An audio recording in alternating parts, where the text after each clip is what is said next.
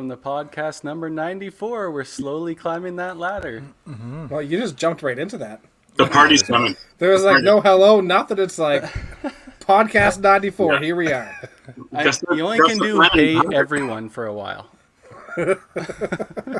You did it for 93 straight. That's my go-to. I just abandoned it. So I'm your host, Carrie, tired of taxes already, Kreitz. We got Dexter, needs a second mortgage, Wiseman.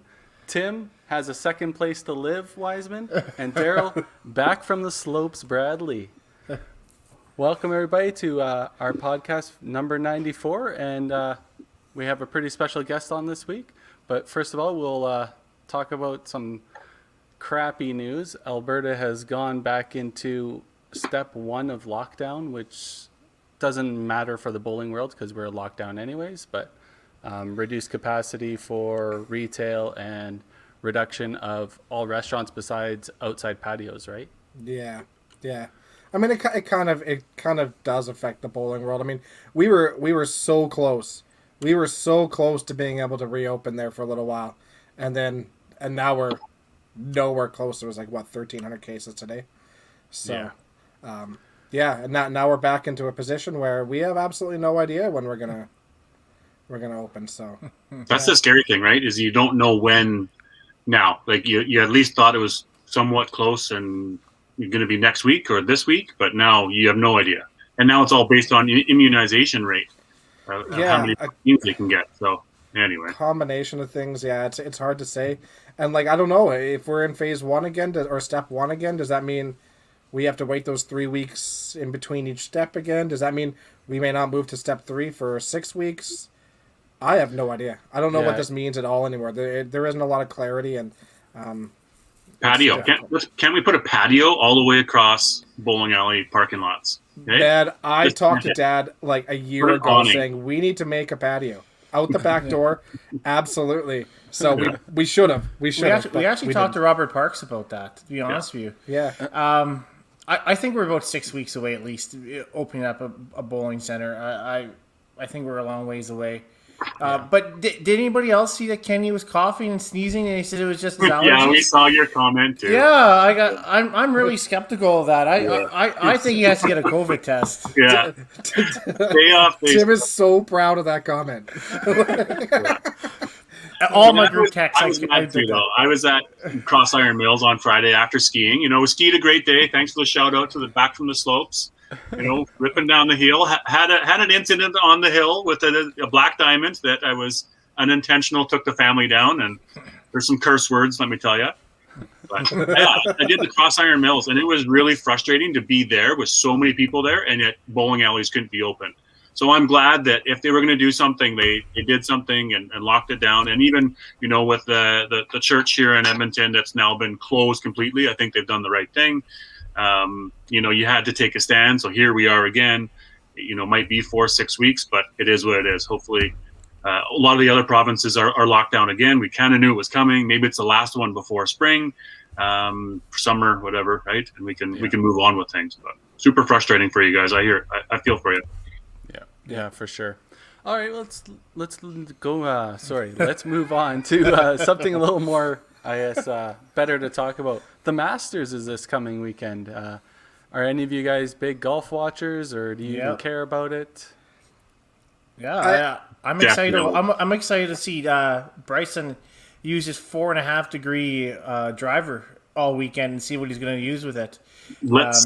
I'm interested, but I'm a DJ fan. I think hopefully DJ can repeat. I've got a pool, and I like you've broken down into brackets. There's 6 guys in this that you have to select, and then there's 8 guys in this one, and there's 10 different pools. And my top 2 pools were with DJ and McIlroy is who I'm betting on. DJ is going to repeat, or McIlroy, obviously, but it could be a tough one. So it just seems like DJ's got endless energy, Yeah. Well, it's from the medicinal drugs he does, right? Yes. Yeah. Yes. I don't know. I'm excited to watch it for sure. I'll be honest. I completely forgot about it. But let's let maybe as we go, or at the end, we'll give a little. Okay, everybody, put in the comments who's going to win the Masters this weekend, and if you guess the right winner, you'll go into a pool for a prize. So if there's 5 people, we're only giving 1 prize away. but let's ask that throughout. So that'll be your thing here. Okay. Dex has got to follow. Yeah. Bring it up, Excel. Yeah. Are we giving away anything else today, or is that just it? No, we're All Star is also once again giving away another prize. So for all the commentators or commenters, we'll do another draw here. Okay, I like it. Wow. Okay. Dexter loves the work. It's the first thing he's done in months. So I honestly, I don't mind. It's fine.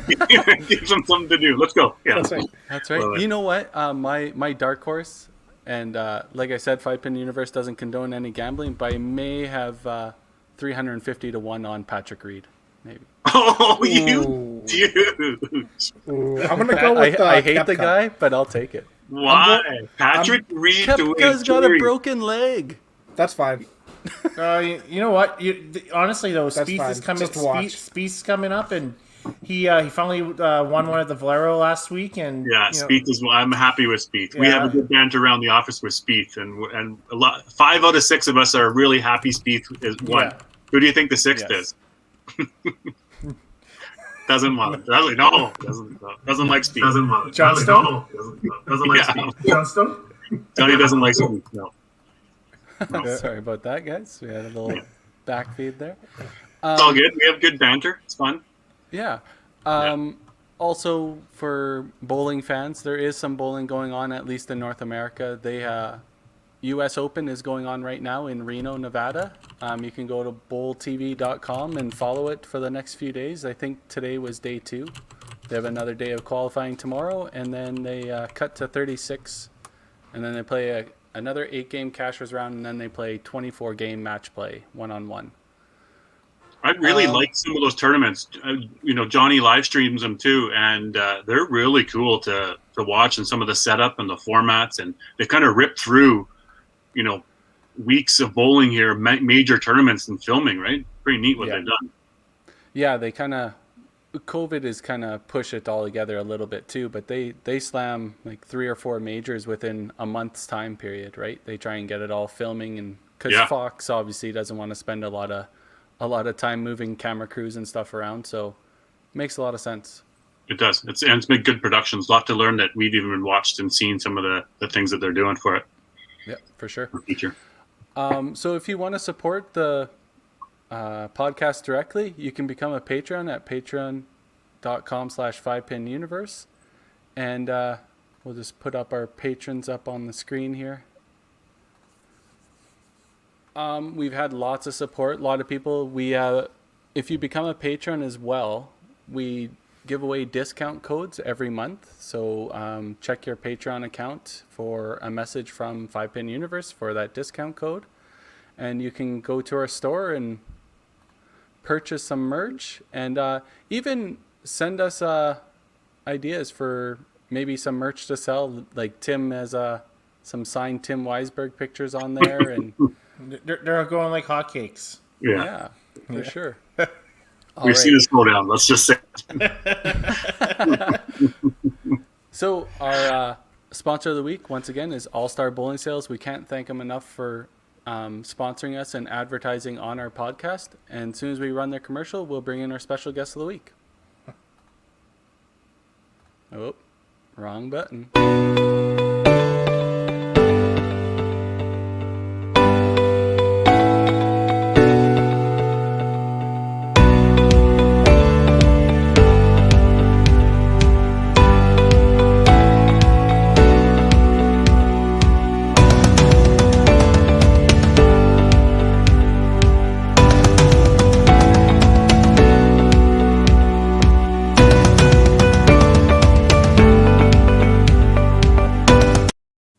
So our special guest of the week, hailing from Saskatoon, Saskatchewan, Alysa. People used to know her as Spark, now Rak. How's it going, Alysa? Good. Can you hear me, or have I muted or just unmuted? Nope, Good. Okay. you're good. I'm good. I'm good. I just moved to the basement where I thought the Wi-Fi might be a little better. No, it's It's perfect. quieter We hear too. you I good. had my. Oh, good. Okay, good. Yeah, I'm good. How are you guys? We want to know first. Let's get it out of the way. Did you listen to the golf talk, and do you want to throw in a bet on who's going to win the Masters this weekend? When you said Masters, I'm like, I thought the bowling Masters was canceled. I was like, and then I'm like, oh, golf. Yeah, I know nothing. Nothing. Anybody? You want to just? Is Rory McIlroy? Yeah, he's in. Okay, he's there you cute. go. There you go. Yeah, there you go. Yeah. British. That's he's all Irish, I know. isn't he? Irish. He's Irish. Yeah, Whoops. I know that. I think you got a couple of Rorys out there, so that's good. Yeah. Let's cheer him on. I have Rory in one of my drafts, so we're good. We'll be cheering there. So what's going on, Alyssa? How are things in your world there? We talked a little COVID. Let's get that out of the way too. How are you and the family and everybody dealing with COVID in Saskatoon these days? We're okay. Like everybody, like I'm just tired of it. I've been working from home for a year, so it's nice. I can stay in my pajamas all day. And I luckily have a job that I'm able to do that. But yeah, I miss people. Like, as much as I love being in my pajamas all day, I do miss people, or it's all video this, or, waiting for people to get back to you. And we had our kids home for 6 months. We had pulled them out of daycare, and that was good but difficult because they were home with me while I was trying to work. Someone's bringing me a beverage. Thank you. Yeah.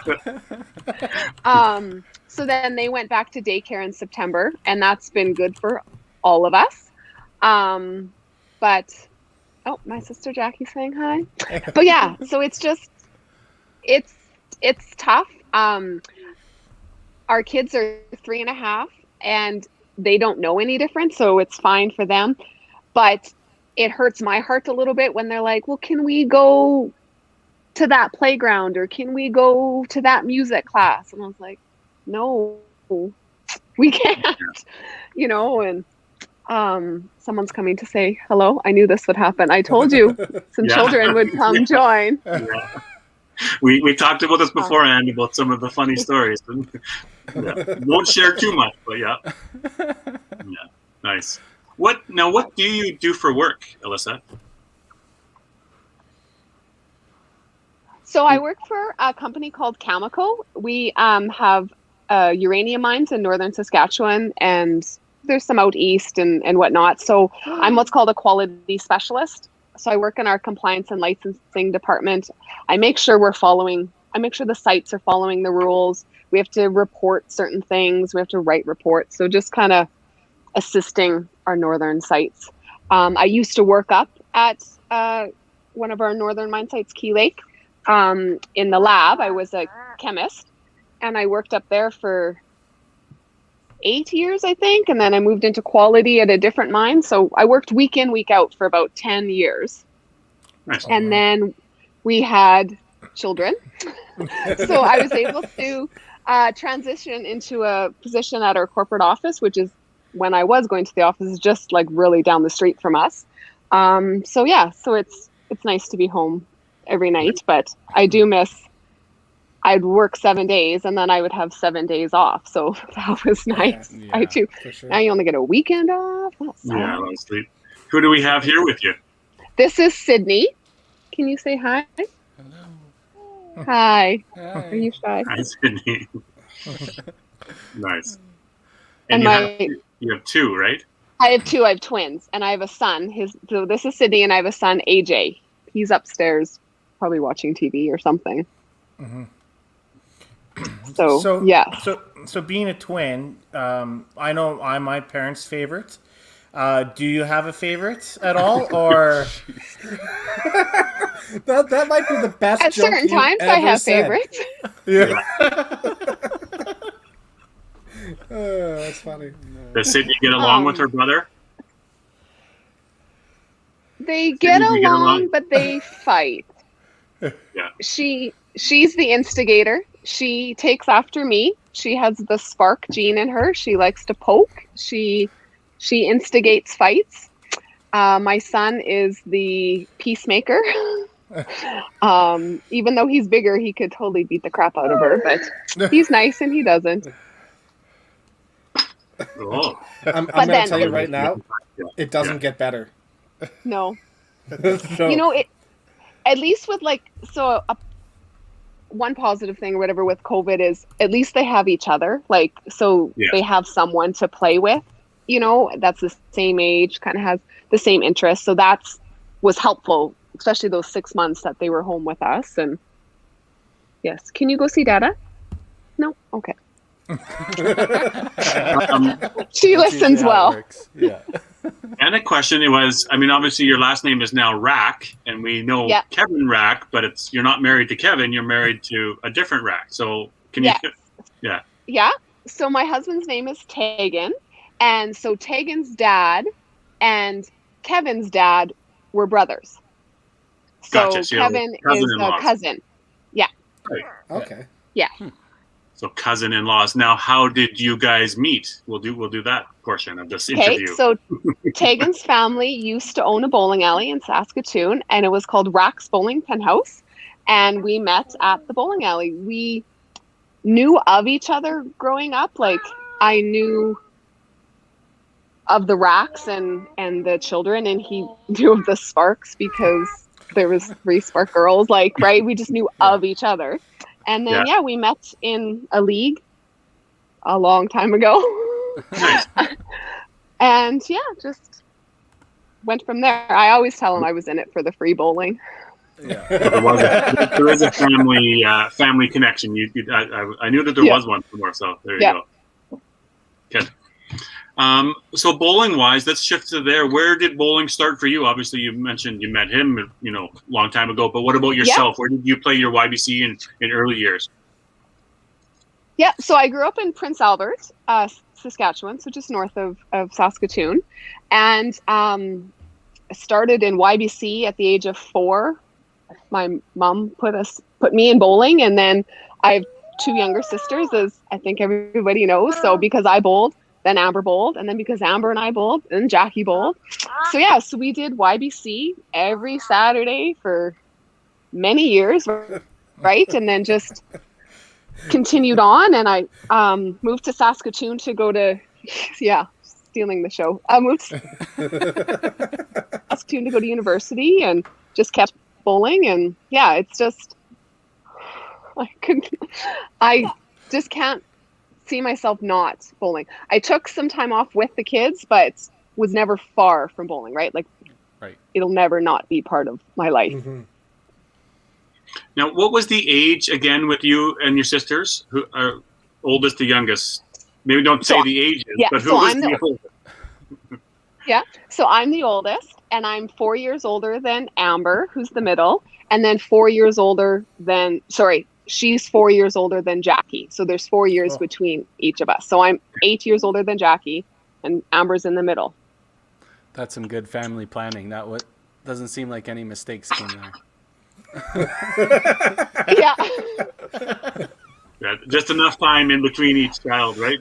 Just enough. Okay, let's start goes again. Into kindergarten, and then My mom does say, with the last one with Jackie, she had said to my dad, 3 strikes and you're out. Like, if this is not a boy, there will be no more, right? And my dad was blessed with 3 wonderful girls. Well done, sir.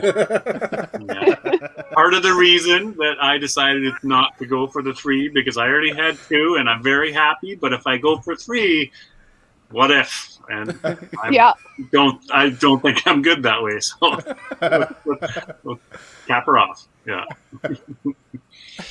Nice. Jackie says she was a mistake. She wasn't a mistake. Jeez, Jackie. That's too funny.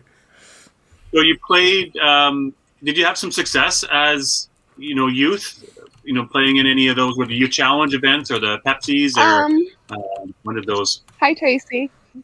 I a little bit. So when I was a senior, my first year senior, I won't say the year, but a really long time ago, I made the senior girls team, and we went to nationals and we won nationals. So that was like my first taste of it. And then made provincial teams and just never made it to the national level after that, till I got into adults.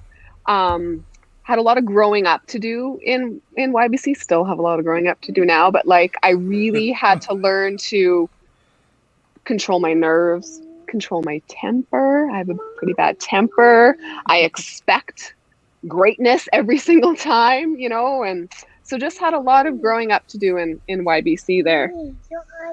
I'm not all done, Sydney. You go see Daddy, please. I feel like that's everybody, though, right? I mean, everybody has a little bit of growing up to do, through YBC and stuff, and some of us never grow up. I plan on never being a mature individual. But, having that expectation for greatness isn't really a bad thing either. It drives you, right? And look at the career you've had. How much of that is, right directly from your mindset. Yeah, for sure. Like, definitely had, yes. Yeah. And my sisters, right? Like we push each other. So we compete against each other. We support each other, but we push each other. Yeah. Me and Tim just push each other off cliffs. Yeah. No. See you later. Yeah. There was a lot of that when we were growing up. My sisters and I fought.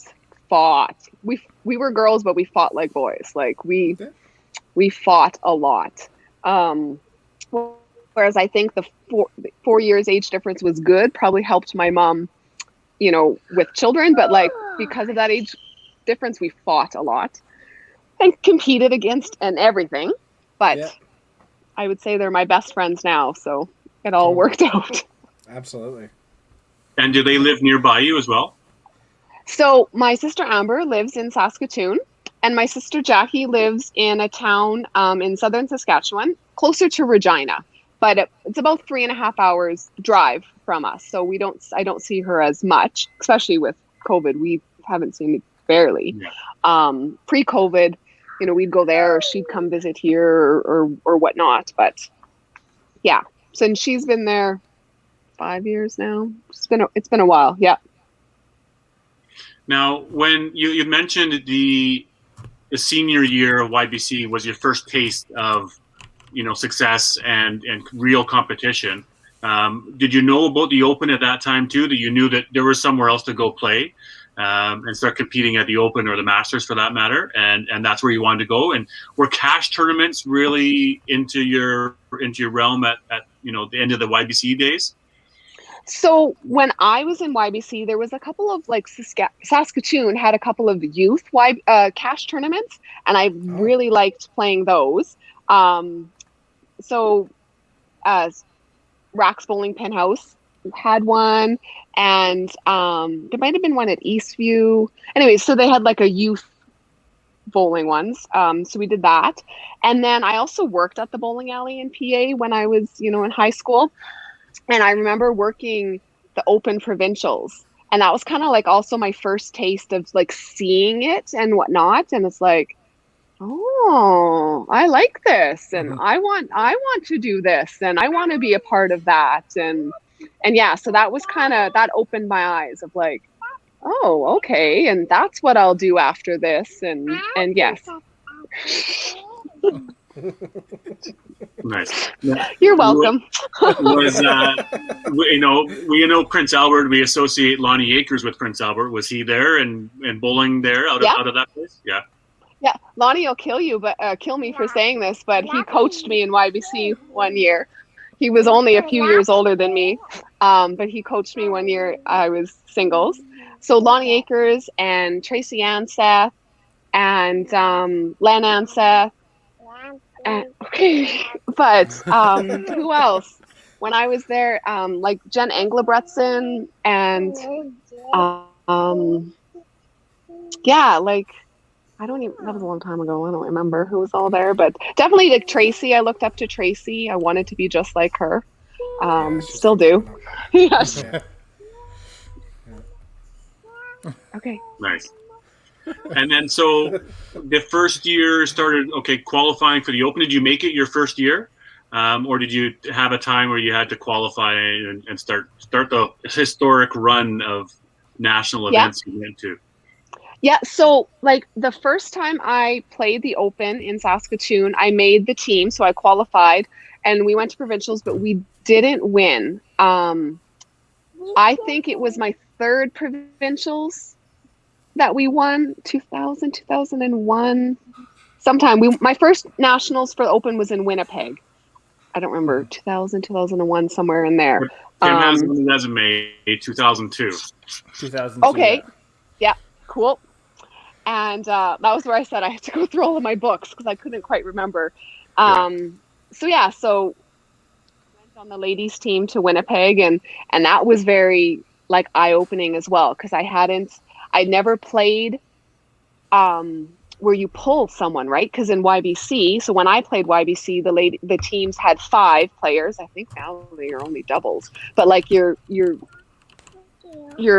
had 5 on a team and you all played, right? So then we started the first time I played the Open, and what do you mean? Like I sit on the bench, or what do you mean you're going to pull me out? And yeah, I like it, but it was something you had to adapt to and learn and grow up with, right? Like, I mean, learn how to accept that you're being pulled, or I still can't accept that.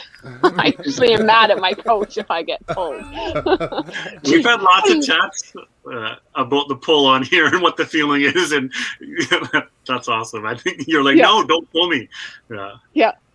I remember one time, I don't remember which national it was, and I was playing decent. I thought I was doing fairly well, and it's my turn, and I maybe probably missed the middle or whatever, right? And I pick up the ball, and my coach taps me on the shoulder. I'm like, yes, and like this was only telephone to you.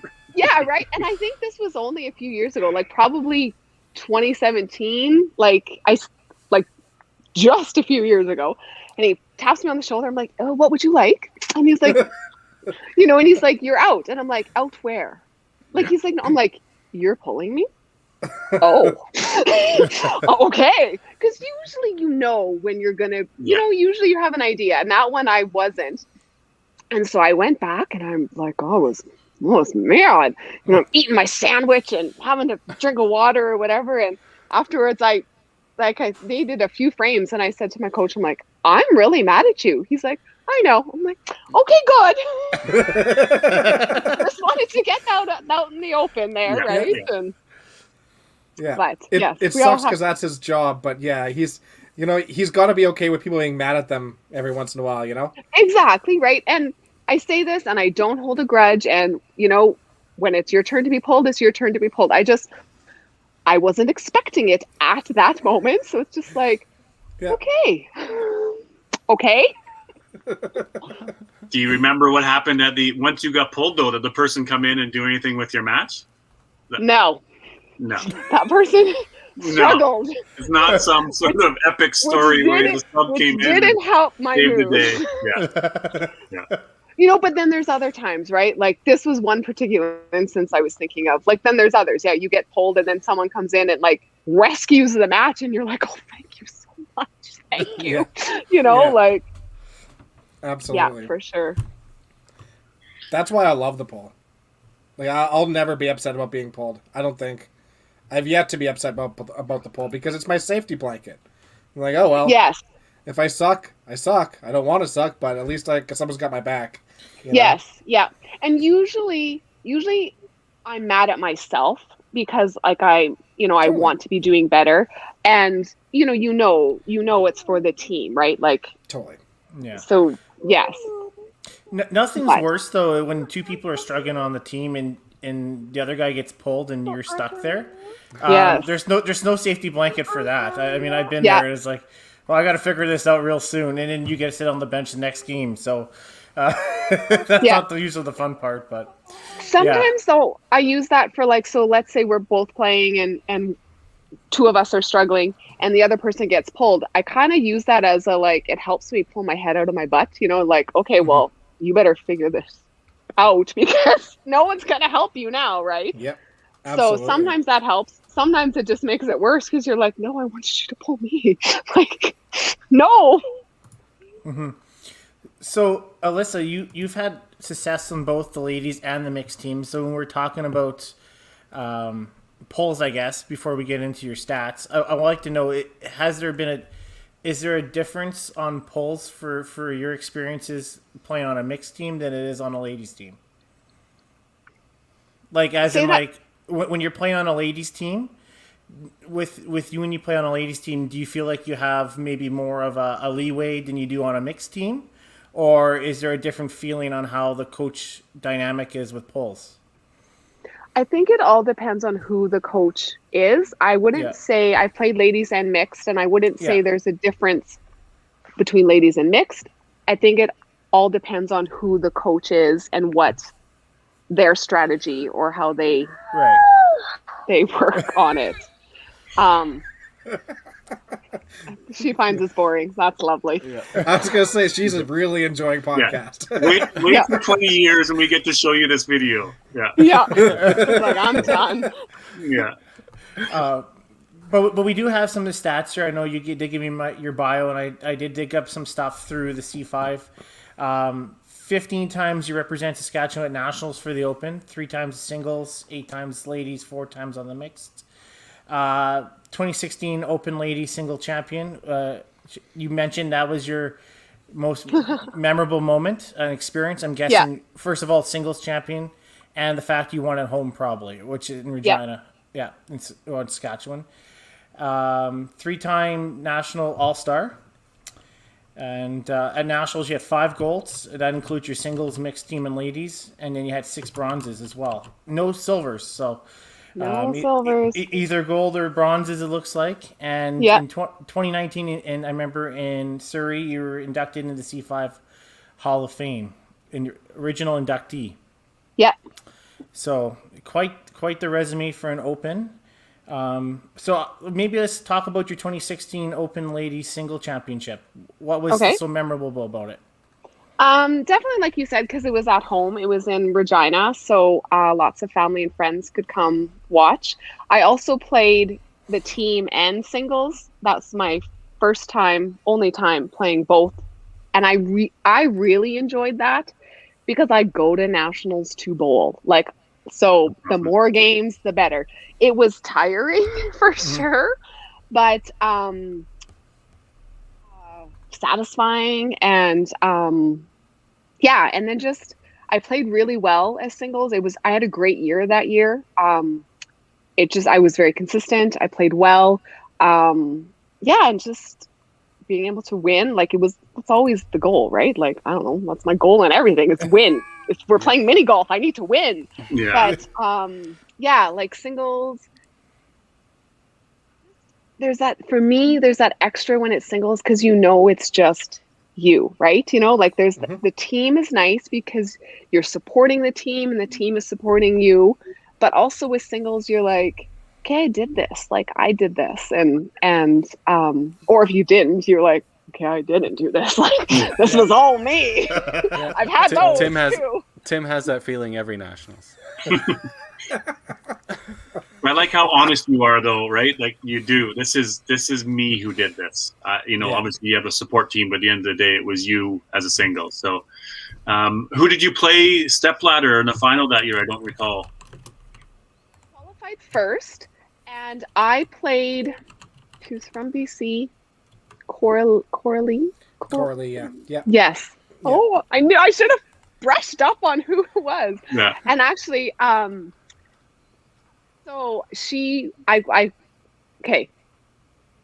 I always want to win, and I know I always say you need to qualify first. That's the goal. You qualify first because you have to be beaten twice. And that year at provincials, I qualified first, and I lost my first match in the stepladder and then won. And then at nationals, I lost my first match, and you're like, okay, I got one more chance, kind of thing, right? That it's important to qualify first. And I have a funny story. I'm just gonna tell you all my stories.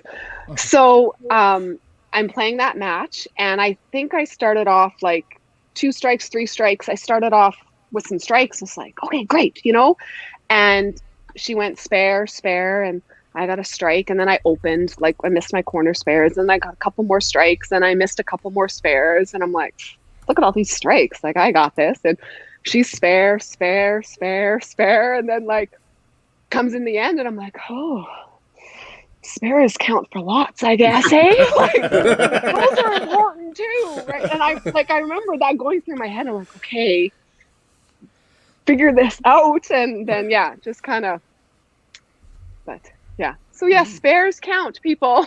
They're important too. It's a good learning experience. But you're absolutely right. Qualifying first is crucial.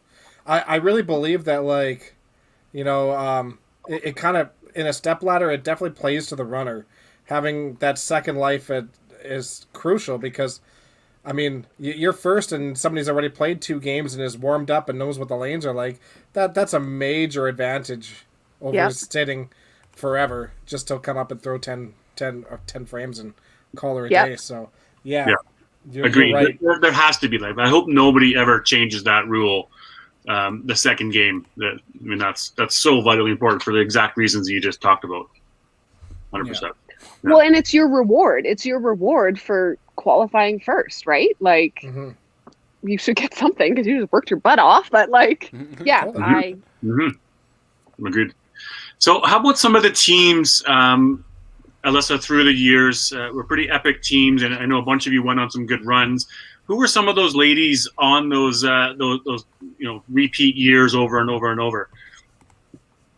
So my first win at nationals was I was on the mixed team with, at the time, it was Coral Bolton. She's now Coral Nichols, and Crystal Oranchuk, now Crystal Hibner, and myself. We were the 3 ladies that were on the mixed team. So that was a good win. And then the next year I won mixed again, and I was with Lindsay Berg and I think Janet Peters. I've been on a few teams with Janet Peters. 2008 we won ladies. Jackie was on my team, and Jen Heron and Julie Bain and Janet and Jamie Socks. And oh, that's 5, so I'm 6. I was like, there must be someone else. Who's that other person? Yeah, so who else would there be? Bowled lots with Julie Bain, Lindsay Berg, a couple times with Crystal, Jen Heron.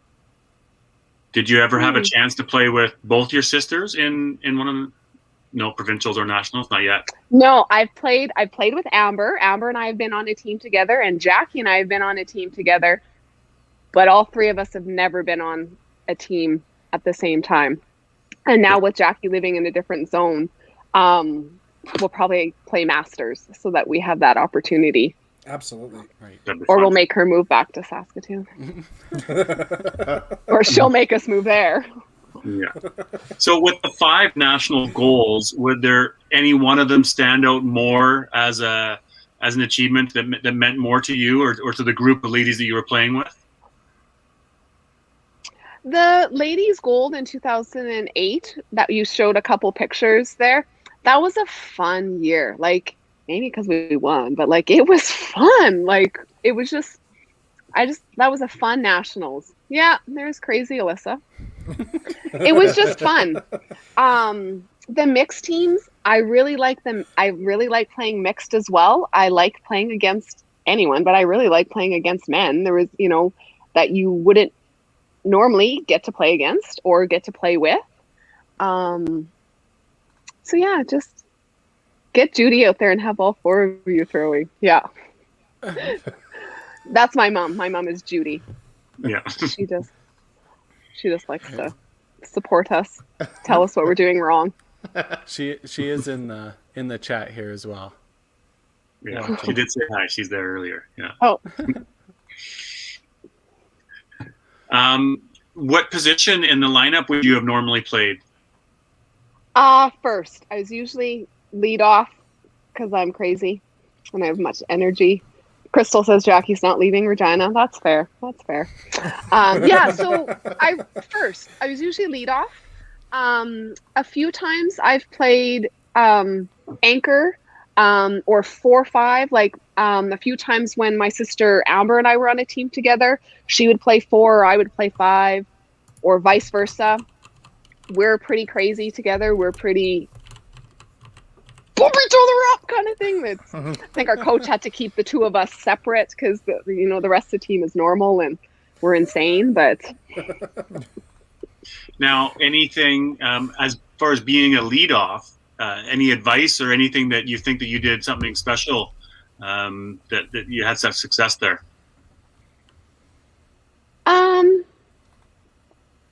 I think attitude, and I think coming off the lanes with like a positive attitude, and I'm very excitable and I'm very loud, and sometimes I think that works to our team's favor. Like you have to have the right person then following you, right? To be able to like take my energy and then go with it and not kind of thing, right? But yeah, so I think it's just however the team dynamic is going to get to work. And Jackie says she gets strikes every time. Well, sometimes.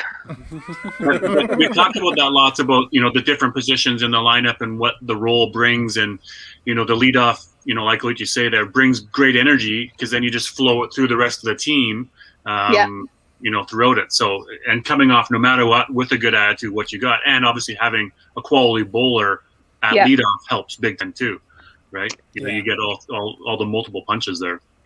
And I think what helped me play well as a leadoff is because I'm so excitable.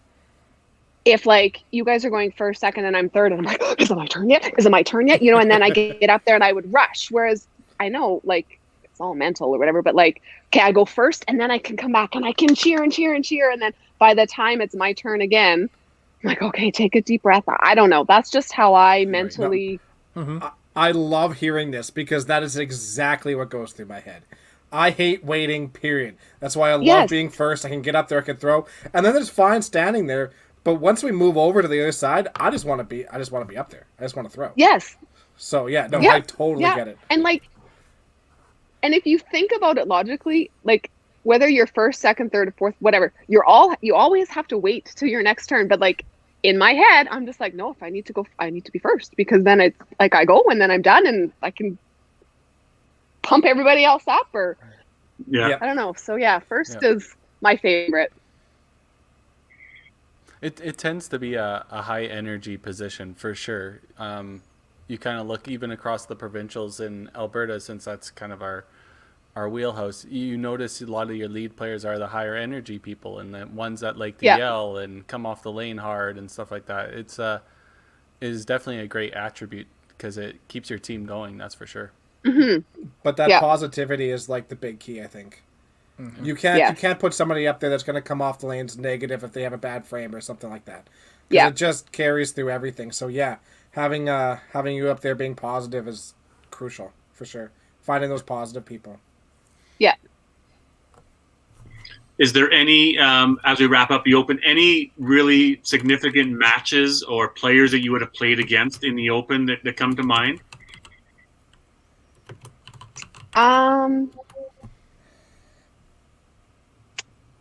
Just there's so many, like Helene from Quebec and all of Manitoba ladies team, right? Or even my on mix, I think I played against Jim Llewellyn and Rob Shannis and like there's just so many. I can't even name them all, right? But especially now because you kind of know, like my first year, even my first couple of years, it's like, well, I don't know who these people are because nothing against them. I just didn't know, right? I'm naive and whatnot. Now you kind of you're like, yeah, I'm going to gear up for this game or whatnot. And I have a Masters story if we're segueing into Masters, or I can wait. But when I didn't have to played do it. Masters singles, that's awesome. Okay. Best guest yet. Wow. Planted. So I played singles in Masters. You'd have to look at my bio again. 2002, 2003. I played against Karen Armstrong. Well, and many others. But so with Masters, it's match play. And I was 21, 22, 23, somewhere in there, new to Masters, new even to like nationals. So I don't think many people knew who I was, and still had a lot to learn and to grow. But because it's match play, I didn't have to, you could win with a 190. Like you could lose with a 290. It depends on how the match goes. And so I think the way it goes is there was 3 days of your round robin match play. And at the end of first day, Karen and I are tied for first. Okay, cool. At the end of the second day, Karen and I are tied for first. Okay, cool. At the end of the third day, Karen and I are tied for first because we've won the same amount of matches. She's averaged about 270. I've averaged about 230, but whatevs, right? And so we have to have a tiebreaker. And I remember the ladies' teams were in a different bowling alley, and the Manitoba ladies team came to the singles, and they were, to collect Karen or to collect whatever, and they were going to continue on. Now we have to have this match play. And the men's singles that I was playing with was Len Anseth. And that year, I think they even had us all both together. Like, I think Len and I always bowled together. I can't remember how that worked. But anyways, I have to play Karen. So we're going to have this tiebreaker. And so Karen gets up and throws a strike, and the bowling alley erupts because everyone is there, right? And so I get up and throw a strike. Len, good job, Lisa. Good job. Like, thanks, Len. Thanks. But I ended up, I think I beat her. I think I qualified first. She then beat me. That's where you got, yes. Yes, that must have been because I didn't have to play the 2-3 match. Anyways, the gold medal match is best 2 out of 3. And I think I won the first game, she won the second game, and then she won the third game. And so there's my silver medal. But yeah, so that was, I didn't really know Karen at the time. I knew she was clearly playing well. But now when I think back, I was like, yeah, that was kind of cool to play Karen, and kind of got to know her like at the time, and so yeah, there was some good matches there. And I think cool. I'm sure it would have meant a lot to her in the time too, but even more so now after the great career you've had as well. Looking back on it for her is like, that was a pretty big moment for her too, not knowing how big it was against Alysa Rak then, of course, right? So yeah, neat story for sure. Did you always qualify or try out for the Masters in Saskatchewan, or was that one of the tournaments you didn't qualify for as much? I mean, I don't think, looking at the stats, you didn't go to as many national Masters, right? So was there a reason for that? Yeah, just because Saskatoon, and I represented to go to nationals quite a few times. So just for time and cost, I just chose to play the Open over Masters. I just couldn't commit to the time, and I couldn't commit to the cost. And I still prefer the Open format. And my negative with Masters is I don't like to bowl in July. I'm not supposed to bowl in the summer. Yeah. But yeah, nothing against Masters, right? It was just I needed to choose, and I chose the Open just because of time and cost and just the way that worked out. Do you think that that's kind of a consistent statement with a lot of people out there? Because the numbers for Masters in Saskatchewan for sure are quite a bit smaller than the Open. Yes, I think so. I think, yeah, Masters is as prestigious and equal like caliber of the tournament, but I think people just have to choose one or the other. I think the timing of when the tournaments are maybe doesn't work for people. So how we do it in Saskatchewan is you have a weekend in November and a weekend in March. So we bowl 4 tournaments, and you can drop one. So all 4 to make singles, and then you drop one to make the team. And then, yeah, with the nationals being later on in the summer, I think people just have to pick and choose Yeah. one over the other. That's totally fair. I also know people that play Masters and don't play the Open because they prefer that, right? And Yeah, I think a lot of it becomes more cost, right? You choose one or the other due to you can't play both because of the price of it. It is expensive to Yeah. play both Yeah. both large events, right? I mean, we're very lucky in Alberta where a lot of our stuff is covered, cost wise for sure. But at least when you get to the national level, but it's definitely not the same for all the provinces. That's for sure. Yeah. And Yeah. I know Saskatchewan, it's a big thing, is the Newfoundland factor. If whatever year Newfoundland's going to be at, a lot of people jump ship on that. It's crazy out there on that aspect. It is, yeah. You mean It's funny. because they want to go to Newfoundland? Yeah. they want to go to Newfoundland, so you'll see Isn't that more everywhere, people playing. Wouldn't that be Probably. in Alberta numbers you would see up in Newfoundland?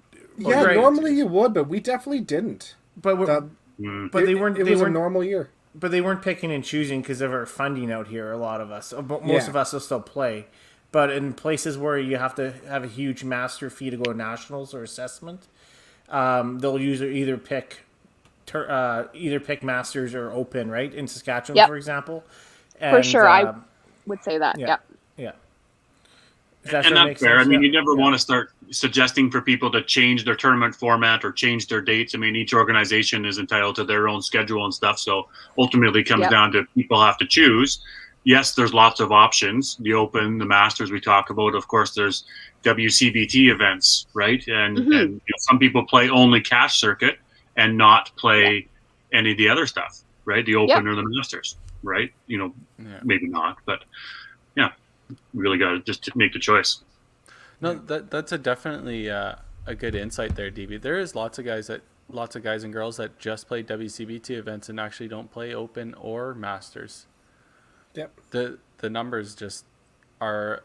It's a lot more there because I think you got to commit if you're going to play a cash event and you want to be a touring player. You got to commit at least $400 just to play 2 events, and then all your travel costs and all that stuff. It's expensive, and you get something back if you play well, right? I think the other factor too is for a lot of people. I mean, for example, I think the biggest thing is like for Alyssa, she had to choose between the Open or the Masters. The Open, she has to take a week off at Easter and a week off if she makes nationals, right? For a cash tournament, you can make your money back a little bit if you do well. But not only just that, I mean, you can leave on a Friday afternoon most times, not miss a lot of work, come back on the Sunday, and then you'll be okay for most people, right? So the time commitment and time off is not as huge of an issue with these other events. I think is also a bonus, right, Carrie? I would think so. Yeah, definitely a bonus to playing cash events is you don't have to take the time off work unless you're extending to a Monday, or a Thursday. Some guys coming in on Wednesdays, and now you've got the invitationals. So sure, but yes, most definitely the Open and the Masters, you're looking at time off, right? Obviously, Kathy had a great comment. A lot of teachers play the Masters because that's in the summertime and they don't have to take the time off at Easter, right? Yeah. Whereas, so everybody has their choices to make and they're entitled to make their choices. Just, you can't play them all, right? Just play WCBT and 5PNU events. Yeah. For our open provincials, we don't play Easter anymore. We play the last weekend of March. It probably moved to that probably 10 years ago. So just because we have a lot of farming in our province, and sometimes Easter was relatively early this year, but it's been like April 20th. I'm terrible with calendars, but that's sometimes people are ready for seeding or whatnot. So ours are always the last weekend in March, and it's a Thursday, Friday, Saturday, Sunday. So Thursday, Friday, Saturday. You would come home Sunday. The big one for me, when I also had to choose between Open and Masters, is like I told you, I used to work week in, week out. So depending on when it fell, if I just wanted to bowl the Open weekend, I might have to take a week off work because we flew into work and you flew home from work. You didn't just get a weekend off. I was a Tuesday flyer. So your flight was on a Tuesday and you flew home on the next Tuesday. So depending, usually where Masters was, I'd have to take 2 weeks off and then that's like all my vacation, right? So I kind of had to pick and choose, and where now by working in Saskatoon, if a tournament is just on a weekend, I don't have to take vacation for it. I can just go bowl on a weekend. But yeah, that kind of played into it for me. Right. That makes sense. I don't think Alberta's ever thought about changing the date from the Easter weekend. Have any other provinces out there ever thought about changing the date and has worked, or no? And do you need to look at changing the date? I wouldn't say that we definitely don't need to look at our date being changed. We haven't played for 2 years, but yeah, like when I first started, it was Easter. So for a long time, it was the Easter weekend, and I'm gonna guess 10, 15 years ago, like we made a change. Now it's always the last weekend in March. So it could be, do you know what I mean? Like it's always the third, like the last weekend. So that could be the 20th ish, to the 28th kind of thing.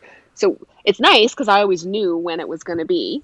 And then we used to have 10 zones. So I think singles used to be Wednesday night and Thursday morning. We've reduced we went to 6 zones, and now I think we're at 5.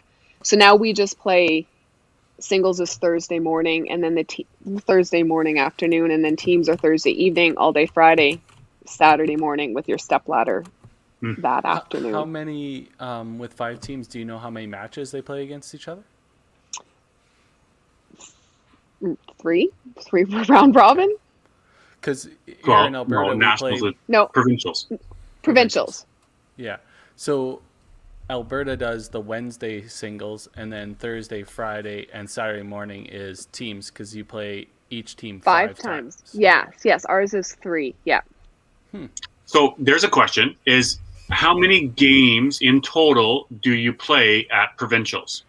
In Alberta, we play 20 games. So in zone qualifying, Edmonton plays 20 games.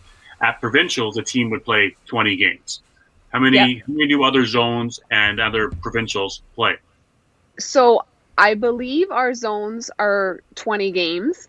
I know of the odd time a zone might have had to go on to 18 because something was going on at the bowling alley or whatnot, but usually it's 20. Yeah. And then now, because we have 5 zones, it's a triple round robin, so you play 15 games. Oh, and the singles play 10. Like, so you would do your 10 as the singles qualifying, and then your stepladder, and then the team. 12 games. Well, I don't know anything. Good thing Crystal knows. You don't face yourself. Stepladder. Yes, we have a stepladder. Yes. Yeah. Thanks, Crystal. Interesting. Is it double knockout for the stepladder too? Yes, I believe so. Yes. Yeah. Yeah. Yeah. I don't know. Yeah. I don't know how. I don't know what my thoughts are on that. I mean, the Open for us is a grind. It is probably the longest, most difficult tournament that you can play for Open Provincials for sure. Open Nationals is almost far less stressful because you have way more downtime unless you're playing both like yourself there. But our Open Provincials is a marathon. You're at the bowling alley from 8 in the morning till 9, 10 at night, and then you go grab some beer and some pizza, and then you go to sleep and you do it again. And healthy stuff. Yeah, but you're not going to get that at 10 o'clock at night. But by the time Saturday night rolls around, you're dead. Yeah, it's a long grind. I like the format where you play the 5 games. Three's all right too, but there's always a chance that you get revenge on a team that you lost to later in the tournament, right? Where I know Ontario, I think they used to play in pools. I'm not sure how they do it now. Maybe somebody will add into the chat. But I think they only play 1 match per team in their round robin. So if you lose to a team, there's no chance at revenge. Hopefully you see them in the stepladder or you make it out of your pool or whatever. It's I don't know. It's kind of a letdown from my side of things. I like having multiple matches against the team because you can learn something from the first match and it creates a bit of a rivalry too. How many times as a team, like when we play against Central, you guys might have taken the first 2 games, and we taken the next 2 games, and then the last game is really for all the marbles to either get second, first, or whatever, right? We don't have a stepladder, so I mean that's where it even becomes even more important, right? And I'm actually okay with not having a stepladder, to be honest with you. I think our best team will, over the weekend usually is the first seed anyways, and so I'm okay with not having a stepladder. We play 20 games against everybody else. I'm okay with it. We play enough games not to have one. So it sounds like they have 13 I teams. like it too. Yeah. And they play each 13 team teams, and then a step ladder. Yeah. I quite like the Alberta as well because, it's 20 games. Like you said, Tim, you don't need to do a step ladder at the end of 20 games. The winner will come out of the winner. Yeah. And if it's really close to a point or two, then that's the fun of it. I think it would take from our event if we tried to switch it now to do a 16 games and a Saturday step ladder. I don't know. Yeah. Right? I like it. I think most people would probably vote to keep it the way that we do it. Well, how many times has it come down to the end and your team has got the bye and you're watching the final match and it decides who goes the nationals and it comes down to half a point. It's pretty intense. I've been there in GP that one year when we're staying up in the bar and we're not even watching the match and Derek Holm comes in and he's like, "Hey, how's it going, guys?" It's like, go bowl, Derek," because Calgary has to win and Derek's sulking and whatever like this, and Derek's like, "You trying to talk to us, and we need him to lose, right?" And we're all good buddies. We didn't even talk to Derek. We just were drinking our beer at the bar. We're not even looking at him, and he's like, "Fine, guys, don't even talk to me. Fine, guys," and he just storms out of the room and is like, looked over. Oh, they're down by 300 going into 9. We're okay here, right? But it's nerve wracking. Like it's crazy, but I wouldn't change it. I don't think. Just me personally. Jackie, is it? Alyssa, is it 3-team stepladder or is it? Yes. Okay. Yeah, 3-team stepladder. Yeah. Yeah, I was gonna ask the same, and not to be rude or anything, but do you have some zones that are far weaker than others, or are they pretty equal? Or so years ago when we had 10 zones, there was definitely your stronger zones and you knew you had your weaker zones. Mm-hmm. Now we're down to 5. I would say it's 5 strong zones. Good. Then I'm okay with the stepladder. I think if you had 3 solid teams and you had 2 weaker zones every year and then 3 teams made the stepladder, then it's just kind of a crapshoot every year. But the fact that you have to work to get there is a good thing for sure. I would say now that we're at our 5 zones, they're a little more equal. Sometimes you'll have a team that's going to blow everybody away. That totally happens, right? Yep. Oh, here come both of them. Nice. I like Lori's comment in here too about BC being grueling. I went out and I watched a couple of the BC Open sometimes, and honestly, she is absolutely right. It's almost worse than Alberta. They start their singles at 7 a.m. So they'll do singles every day before the teams start. So if you're on the singles and you're on the teams, you have to be at the bowling alley by 6:30 in the morning. Play your singles, your 5-6 games or whatever that is, and then play teams, and then the teams go late and they do it again the next day. It's crazy.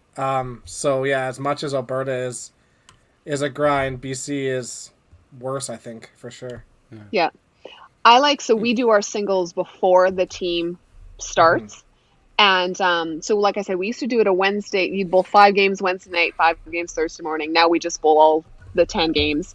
We also used to have the stepladder before the tournament started. So you knew who singles was, and then you'd go to the team. Now what we do is we have the singles, they play their 10, the top 5 make it into the stepladder, and then the stepladder happens after the team stepladder on Saturday. So it's the last. That's funny. We did the exact opposite. We swapped ours. Yeah? So now we finish our singles on the Wednesday with our 5-player stepladder, and then we do all the teams after. Yeah. Tim, is that more up to the zone that's hosting? It's up. It's up to honestly, the zone can dictate the schedule. So if it has to be, obviously the schedule has to be approved with the A5 board. So But that being said, most people have decided to flip the schedule where the singles are finished on the Wednesday instead of having the singles, like the top 5, play on the Saturday after everybody's completed. The big thing for us out here, Alyssa, was we play blocks of 10 games on Thursday, 10 games on Friday, and 5 on Saturday. And then we had the singles after. But if we took out the singles, we can take a game off each day, spread it out, and have another one on Saturday, where we're not going to be at the lanes until 9:00 at night, where we can actually have a dinner, spread it out a little bit more. The other thing we found out too is some other zones or some other teams. I'm not saying every team doesn't have a chance, but when they're playing, their singles want to participate and get it over with, get it done. Bonnie McDonald is a prime example. Bonnie wants to get it over, finished. I want to bowl. I want to make my singles or not. And then the rest of the weekend is whatever to her, right? And then so it's a different mindset. We found also, I don't know if you've seen it. I know I've seen it where when you're playing your singles and all of a sudden when the key matches are going in for the teams, all of a sudden so-and-so is sitting just to rest up for singles. And I mean, and I get that. I mean, but it's also the fact is like some other team needs you to lose or some other team needs you to win. And that scenario was coming into play a little bit more often than not, right? So it was good. It's been a good change. I don't think anybody's really been upset about it, except for the few traditionalists where they wanted to see the singles and everybody watches the finals, right? So yeah, exactly. That would be the only loss on it. Right? Yeah. That's a fun environment because when everybody's sitting around and waiting or sticking around, whereas if it's on a Wednesday night, you know, some people are back to the hotel already and doing their thing or to the hospitality room. So, yeah. But I do like the fact that it's kind of up to the zone because you know what, that's just moving forward and kind of helping with respect to proprietors and stuff like that too. Because you know, giving up a Saturday is already hard. You know, that gives them a little bit of extra time for open play and stuff too. So you know, just a little bit of respect to the proprietors and whatnot too. So I appreciate that. Letting them decide a bit. Yeah. How about some coaching stuff, Alyssa? You've coached a little bit at the Saskatchewan Bowling School, involved in some of the kids stuff. How did that experience? Did Tom come to you early on and say you're going to be one of the coaches, or were you a mentor? Yeah, so I went to bowling school as a kid and loved it, because I was a bowling nerd. I was like, yes, 4 days of bowling in the summer, of course, right? And then I think right when I had graduated or finished YBC, Tom had contacted me and asked me to be a coach. And I was like, me? Like, what? Are you sure? And so that was kind of like, oh, okay. And that was fun. So he definitely put me with kind of some of the younger kids, you know, because I was like, I'm 19. What am I going to teach anybody? But, you know, whatever. And I probably stayed with the coaching in the bowling school probably 5 or 6 years. And then just as I are my kids too loud? Sorry. Oh no. Okay. I'm just hypersensitive to that. So then I think it kind of, depending on as I got more into a career, you know, I couldn't take time off and whatnot. So I kind of stepped away, and then I went back a couple of times as a mentor and would help out. And then in YBC, I had coached a little bit at the bowling alley, and I coached a team to just even a senior girls team to zones. And that was interesting. I was probably 25, and these poor senior girls were very, very timid, and I was like, get excited, and they're like, oh, I got a strike, and I was like, I can't handle you guys, what is wrong with you? And, you know, and I was more stressed because they showed no emotion. But yeah, so then a couple of times too, I've just come back, you know, Tom will put on a day school here or whatnot, and I'll go help out. And yeah, no, I like it. It's interesting. I remember a few years ago, I'd be like, no, I'd never be a coach. I couldn't do it. But yeah, I definitely like, you know, the bowling school, and I like, you know, helping in YBC or the like a day school kind of thing like that. I don't know if I have the nerves. I'm too mean to coach a team, because I'd be like, why didn't you get a strike? Yeah. Like, you need to get a strike. Like, do you know what you're doing wrong? We that was, I think, I met you. Me and Dexter met you at bowling school, I think, back in, well, we've been over 20 years ago, I guess, right now. But that's what. And I'm only a year older than you, so you were 19 and I was 20. Yeah, That's right. yeah, That's right. yeah, that's it. Yeah, but yeah, that's where I remember you guys at bowling school, and I remember that when Tom takes out the pros. And he's like, well, and then you had to speak on the mic and be like, what did you do? What was your high score? And all his other stuff. And I was like, oh, this is pretty good. And then, because I think I had Jimmy Llewellyn, and I think you were beside me that year. And it was neat because you helped me out a little bit down there. And but anyways, that was our first interaction, and it's neat. You were obviously went to bowling school, I'm guessing, right? When you're. And it's so it's neat being at bowling school, and then when you get asked back, it's a totally different experience, I think, right? Because Tom's like, oh, this person, and then when you're being a coach or a pro, it's a totally different experience than what you thought it was. We're all these pros, and now we're all these prim and proper people, and then they're really not, right? You close the hotel room door, and a completely different sound. Yeah. For sure. Aren't all ladies from Saskatchewan? They've gone through the bowling school because they all bowl the same way. Isn't that the comment? Yeah. That they all... Probably. Like, that was the thing you did when I was in YBC. You went to bowling school. Like, that's what you did. Right. Like, that's am I old enough? Okay, I can go to bowling school, and I will go next year, and so we do. A lot of the ladies bowl very similar. I think you can see that province-wide, right? Like, you can 100%. See who they...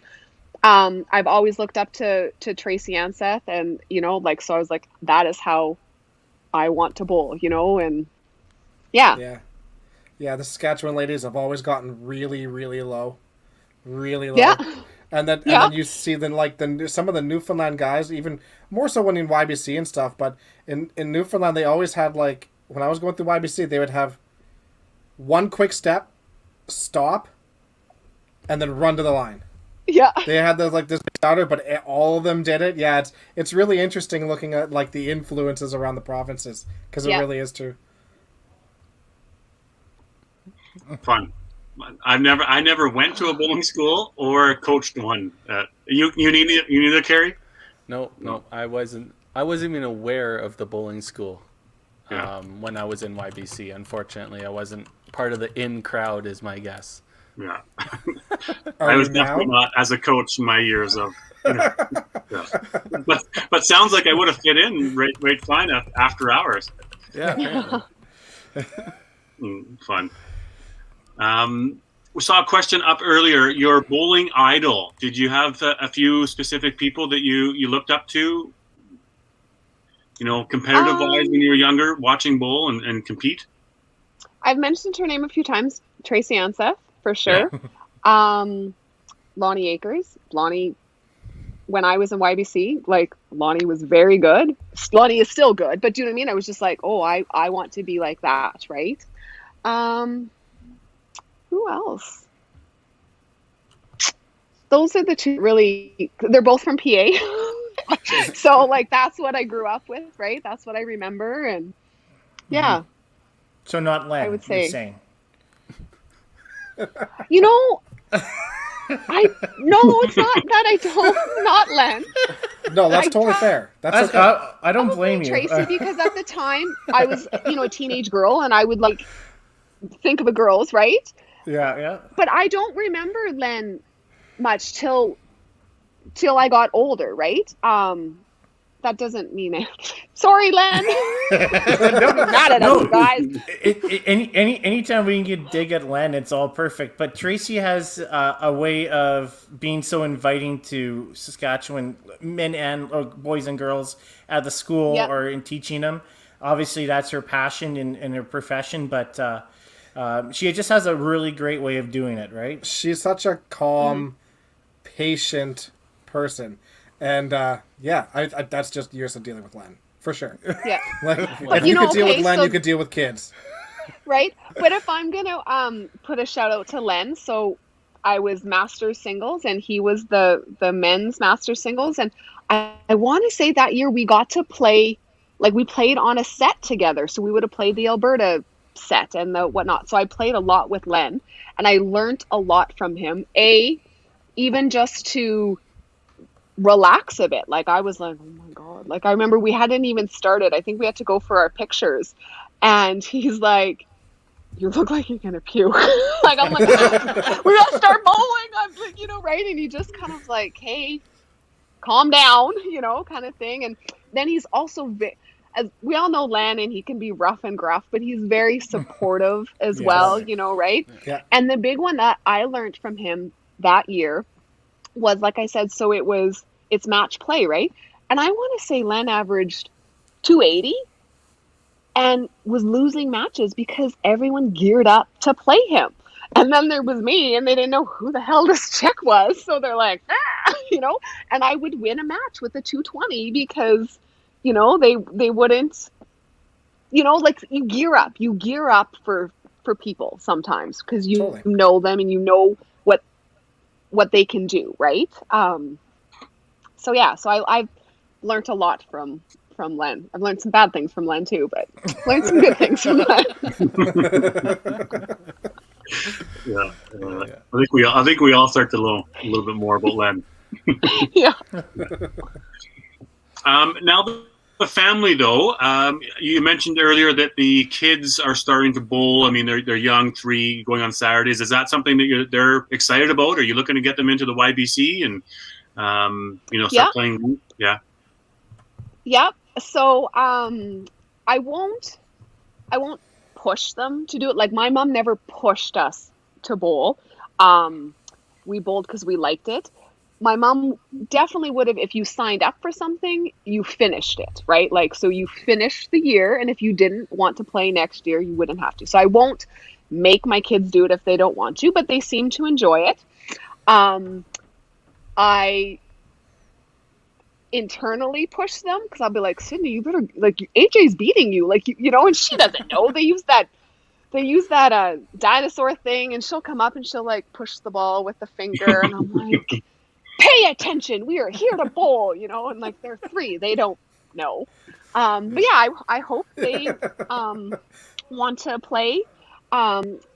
They haven't seen me bowl competitively because they're still pretty young, and I kind of taken the last couple of years off, but I would like them, to come watch, and if they want to play, sure, cool. But yeah, I think we'll always kind of be a bowling family at some point, or in some capacity.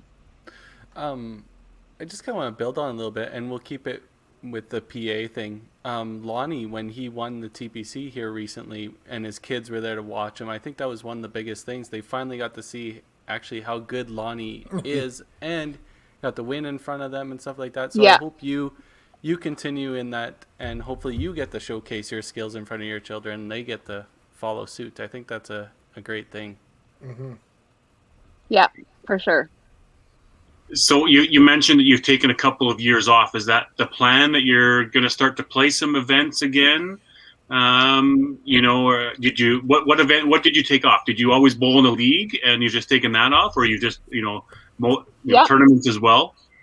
So the last tournaments I played was the 2017 year. So I went to the 2017 Nationals and I was pregnant with them. And then they were born in October. Pardon? I think every lady that we've had on this podcast has told a story about being pregnant at Nationals. At Nationals, yeah. Right? The worst part is no drinking at Nationals. That's what you're supposed to do. That was the tough part.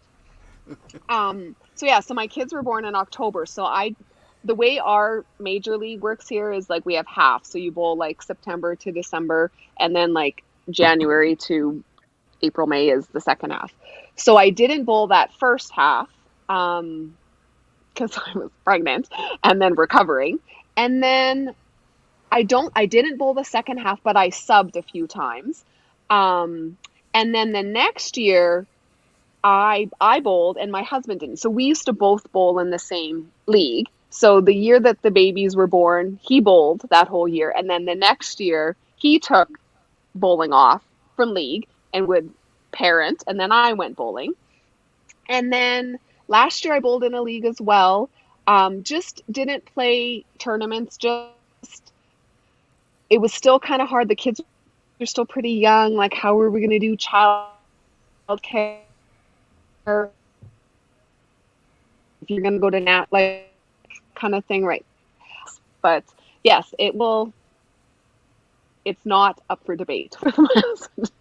We will work it out and I will play again. We'll just make it work. Good. Awesome. Yeah.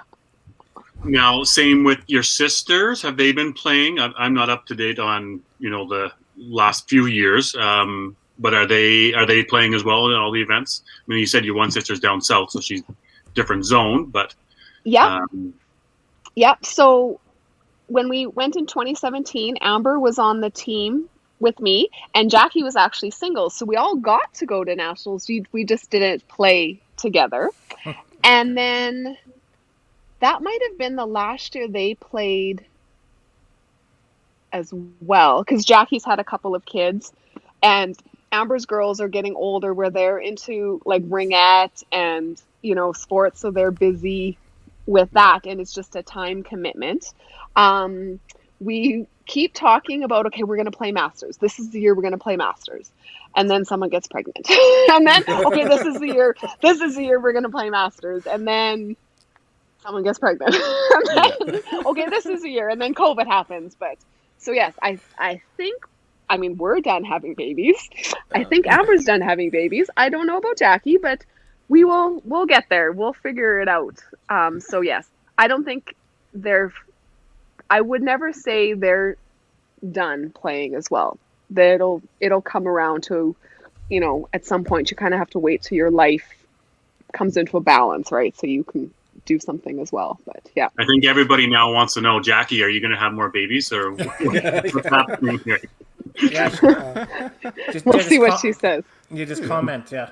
I love hearing the commitment, though. I mean, there's lots of times where women, stop for good reason to, parent and whatnot, and then never come back. So I love the fact that you guys still have the passion enough that you guys are planning on coming back. Looks like Jackie's going with no comment. Yeah. Yeah. Well, and I liked what you said there. So what's interesting is, so a few years ago, pre-kids, let's even go back 10 years ago, even when we weren't even thinking about kids or whatnot, a few women that I would know, they'd have kids and they'd stop playing. And I'm like, I don't get it. Like, why? Right? And I'm like, you still have to be able to do things, right? And I'm like, I'm never going to not bowl. And then we had the kids and I was just like, okay, this is a little harder because now who's going to watch these children, right? Like, okay. And then, okay, fine. So we can play if she promises. And then the big one is not even just league, but like going to a national event, right? So who is going to help parent or with childcare or whatnot while you're gone for that week? Or even now, I have enough vacation, but like, what if you could only take a week off or whatever? Do I want to spend that in a bowling alley or do I want to spend that with my family? Or when the kids get a little bit older and they're like, maybe my kid is going to go to YBC Nationals. Mm-hmm. Am I going to take, like, I might take time off for that. Like, so yeah, I understand it now. Okay. The world does not revolve around Alysa. That was tough. You still sound committed, though. Yeah, and that's what you were getting at. Because you can see the numbers, in Saskatchewan and Saskatoon area, declining over the years. But now, obviously, like you said, it's really just a family cycle with some of the more competitive players. You're busy having babies and living life and doing that. There's nothing specific. It's more just, timing isn't right. But it's great to hear that you're looking to come back and play and other ladies are looking to come back and play. And, with you guys playing, maybe there's more people that will play as well. Right? Yeah, for sure. We've definitely seen a decline, if that's the right word, especially in Saskatoon. We've seen it the last couple of years. Regina has seen it a few times. And I think I'm hoping it's kind of like just cyclical. It's just because other things are happening in people's lives and they just have to make a choice. And as much as I'd love to put myself first, sometimes you have to put others first, you know? And then cost wise too, right? Like there's it costs money, especially in Saskatchewan. We don't have an abundance in our associations. We don't have a lot of fundraising options, so it's still a fair chunk out of your pocket to go. And maybe you have to make that decision. Do I want to do a family vacation or do I want to do this or whatnot? So I'm hoping it'll all cyclical. It'll all come around because. Yeah, right. When I want to play against the best. I want to play against so many people. There's so many of my there's so many women I want to play against. There's so many men I want to play against, right? So you want a good group there to compete against. Yeah. Did you ever play any of the, KG Bowl, or Regina Classic? Any success at some cash tour events? No success. I played a few. I played KG. I played the Coke a couple of times. I don't know. It wasn't my jam. I didn't excel at it. I don't know. Maybe now I've grown up a bit. Like I've learned kind of to handle my nerves and my, and the pressure. The pressure always got to me because I'm like, well, there's only 8 games. Or 10 games. It's usually 8, I think, right? You can't have a bad game. And then I have a bad game. And I'm like, oh, like life is over. And I just couldn't come back from that, right? And yeah, so, and then just got busy with other things and just was not, I didn't excel at it. So I didn't pursue it. That's fair. Yeah. I think it's a good insight though. Like you said, the mindset, you like, oh, if you have one bad game, you're kind of out of it. It's a different mindset playing a cash event. Like you only have 8 games to qualify, or you put another $200 to try again, right? Yeah. It's a little bit different than going to an open qualifier. You have 20 games to figure something out to make a team or to win and stuff like that. Yeah, I like your insight on that. And some people do have that problem. You have one bad game and it does throw you for a loop. Or if you're Nick Utley, you just throw back-to-back 400s and that fixes it. Yeah. No, not back-to-back 400s. Oh, sorry. He went 400, 119, 400. That's very different from back-to-back. He still threw 2 400s to fix the problem. So, Carrie, it's still 900. is there a score, that is so damaging that you can't come back from? I don't think so. Not 1. 2, yeah. See, and that's why I'm like I was gonna say. I think 8 games is still lots of time, but people don't realize that it's lots of time. So what's $140 is $140. I'm done, or no, you're not. No, and this is a different example, but you challenge qualifying my final year. No, not my final year. The second last year of YBC, I went 200 and then 120 to start. And it was 6-game qualifying. And then I shot 1260 for my last 4 to qualify first. Right? So, like, there's always time, but I mean, when you start getting into games 6, 7, 8, you have to be in sort of position. But I think you could shoot 140, and especially in the centers that we're at, you can shoot a 350 just as easily, and then all of a sudden you're right back in it. So yeah, that's one way to look at it. If you take the Regina Classic as the example, like 270 is probably the cut, maybe a little bit higher. $140 puts you 130 behind the pace, but 2 350s fixes that. Right? There's a lot more score above 270 than there is below it, right? Jackie actually brought up a good one. Alyssa started one year with the Open with 120 and beat us all by about 600. I did, but it was 144. It was 144. Oh, give or take 25. Yeah, it was the year that it was 2016. So in the zones, I my husband stays home because he's not going to come watch 20 games or whatever. And I was like, yeah, I'll see you later. And go there for game 144. I texted him, get your ass here now. I just threw a 1-4, like, you know what I mean? I'm like, my tournament is over. He's like, well, there's 19. He's like, there's 19 more games, you know, right? And so it's how you handle it. So then I recovered, and I think I averaged 280 for the tournament. I had a great 19 games afterwards. Go to provincial, started with a 160, I think, and was like, well, now there's only 9 more games. Still averaged, I think, about 270. Kind of brought back. Go to nationals. I think I started with a 170, and I'm like, I don't like it. I don't. But it's how you handle it, right? So I've learned a lot. I've grown up a lot.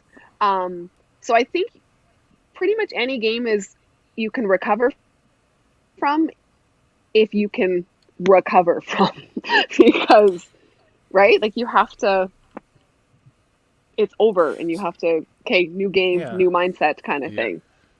So I guess that's a good question. I mean, going to Tom's bowling school, he teaches us the mental game and everything else like that. I know you mentioned just now about trying to get out of it and all that. Well, what kind of process do you do? Like, what's your mindset to try to clear your mind and get refocused? Like, at any time or just when I have my crappy games there? Usually, I mean, league is one thing. League's like whatever, right? I mean, but like in that moment where you shoot like, you know, you're 125 or 120, right? And then you finish up with 600. Yeah, you know, like that, right? Yeah. But with all that and go there, right? Sort of thing. Yeah. I also think so. What I try to do is no, go on. No, after you. Yep. Are you going to say something? Oh, okay, sorry. What I try to tell myself is there's lots of games left, usually, right? It's one game, it's over. Sometimes I kind of use it to light a fire under my ass. Like, oh, sorry, shouldn't swear, light a fire under my butt. You're good. You know, kind of like just, okay. You know, because it helps me like get in that zone and like get angry at myself in a positive, good, angry way, you know, like haven't lost my temper yet, but just kind of like, you need to focus. You need to one ball at a time and just keep going kind of thing. I can't look at the score. I know my score, but like I can't go look at the standings because that gets in my head too much. Yeah, so just potty mouth. Yep. Thanks, Len. I learned it. See, that's what I learned from Len. But yeah, just trying to, I tell myself to stay calm and just kind of focus and just, it's over. You can't take that back. I try not to watch what other people are doing, but you do, right? Like the person next to you just threw a 350, you know it. Like you do, even if you're not looking, right? Yeah. So I just try to. I'd be interested in the stats, you know, geeks out there. Can you do some research and find out what the lowest score in one of the 8-game qualifiers or a 10-game Masters, and then you still qualified, right? Yeah. Did anybody shoot a 97 and then still qualified? Like, what's the lowest? Okay. Yeah. I might be able to find that right away while we're talking. Wow. For WCBT, anyways. Lowest score. I was going to say, I'm like, wow. Yeah. Lowest score that you still qualified. Open's probably different because zone qualifying is 20 games, but maybe, you know, a Masters, you know, block or, you know, an open, you know, at Nationals, you know, one of those 10 games, you know, step ladder. I remember, who was it? He bowled a perfect game at the 2009 Open Nationals here in Saskatoon. He was from Newfoundland. And he like threw a 119 the game before and then threw a perfect game. And the only reason I remember that is because they interviewed him and he's like, I can't believe the coach let me play the next game because I threw a 119, right? And he threw a perfect game. And I remember him saying that because he's like, A, I can't believe dude didn't pull me. And B, can't believe he put me in the next game. So it was like it was one something, like 119, one whatever. But that's the thing, right? Yeah. Bowling is such a game of momentum, right? So if you are struggling, you just gotta like persevere, wait it out, and then find something that works, and then find the other momentum. But I do think that there's a big difference between throwing a 120 in game 1, 2, 3 than it is if you shoot it in like game 6. Game 6, you're putting yourself in some pretty difficult spots. Yeah, for sure. So the inner body temperature is starting to rise at that point, I'm sure. Yeah, exactly. It was Jay Young, and he shot a $153 the game. Okay, he got pulled Jay. But hey, you know what? He was tens of thousands of dollars richer after, right? So it doesn't really matter. And nowhere to be seen since. Yeah, I don't think I've seen him play since. No, Wow. but yeah, it's crazy. What's that pot up to now on Perfect Game Pot? You open, is it back up again? I think has it to is. be. Was that the last time it was won? Yeah. 2009? So it's been 12 years. Yeah. I think so. For didn't No. Adrian Kiss? Adrian won it in Adrian Kiss. Yeah. Yeah, and that was 2016. When was that? 2018. 2018. 2018 in Quebec. Yeah. Okay. Does the Masters have one of those too? Yeah. Yeah. I will say I started off a Masters in Red Deer. I was super sick, and I think I owed a case of beer to the guys. We have a rule of anybody under 150, we owe a case of beer, and it was at Riverside. I shot a $129 to start, and I was super on pills and everything. The next game I shot a $163. I don't know what it was. Either way, I had like a 297 double. After 2, it was absolutely my worst start ever, and all I remember is I came back and I beat Mark Swatsky. I shot like 17-20, and I beat Mark Swatsky, and I rubbed it in his face as I was giving the guys a bunch of beer. But I've had my bad share of games. I did not come out of it very well. I tell you that for sure. Yeah, that's low.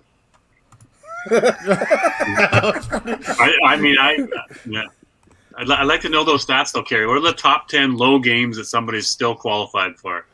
Yeah, unfortunately I don't have qualifying numbers, but I was gonna look for 270 average plus and see if I can find the lowest game. How about this other one? Is if you've thrown a 450 or 440 and you didn't qualify, what's the highest game somebody has bowled but has not qualified? Oh, you see that happens all the time with 450s. 450. yeah. 450. Eric Chose and Rolly Gervais. Gervais, yeah. Perfect. Yeah. Yeah. Let's see. I want to see a list of 10 more of those people. I mean, you make $15,000. That's perfectly okay. Not making the cut, I think. Oh, Yeah, exactly. you're like, I'm done. I'm okay. I make more than what the tournament's worth. I'll just sit back here and chill out, right? So, yeah. And sorry, William Sutherland shot a perfect game in Regina as well in the 2017. Right. 2016. Yeah. 2016. Yeah. Nice. Yeah. So I have this is the last 5 years of the WCBT. So somebody that's averaged more than 270. The lowest game was a $158. Dennis Zacher. Oh, he's from Saskatoon. Yeah, he averaged 275 and a quarter. Shot 2202 with a $158. Mm-hmm. And he qualified. That's some good Nice. recovery. Yep. That was at the Autumn Open. This Dexter guy needs a new webcam. What's going on there, Dexter? I'm going to smash my computer is what's going to happen. Is this a good time to plug the merch or what? Alysa, we kind of skipped over as we're going through the Open stuff. You were inducted into the C5 Hall of Fame in 2019. Yeah. Quite the group to get inducted with, obviously. Yeah, that was pretty cool. Yeah, how was that? Like, give us your insight into the whole thing. So who called me? Annette Bruno called me, and I'm like, why? Like, did I buy a 50-50 ticket? Like, why? Like, I'm seriously, I'm like, why is she calling me, right? And so I called her back and I'm like, Alyssa, me? Like, oh, I was like, that's pretty cool. And it was funny because my husband, he's like, maybe you're being inducted into the Hall of Fame. And at that time, we didn't even know there was one. And I'm like, no, I really am. He's like, what? That's awesome. So, yeah, so that our kids were probably about 18 months old. And I was like, well, and I didn't play because that was where they saying it was going to be at the Nationals, the Open Nationals. And I didn't bowl. And so I was like, well, I got to go. Like, I should go, right? So it was actually kind of neat because my sister Amber came and babysat our kids. I was like, are you sure you want to do that? And Tegan and I flew out there just for the weekend. It was in BC, Vancouver area. And yeah, it was really neat. And even the whole time I'm like, are you sure? Like, are you sure you want me? But even so then they kind of read your stats there. And even when I was kind of grabbing the stuff for you guys, I'm like, I guess I've done fairly well, right? It's just it's humbling and it made me proud. Like, and I think you're allowed to be proud, right? You know, like you've done it, you know, and it's important to me and I try hard, I work hard at it. So it was nice. It was nice to kind of be recognized and then the whole group that's up there, and even then I'm like, are you sure? Me? Like next to all these people? But yeah, it's pretty cool. It was an amazing class of people that got inducted, absolutely. And being included with that is an absolute honor, and you should be proud. Allow yourself that, for sure, because, yeah, it was awesome. It was super cool to see.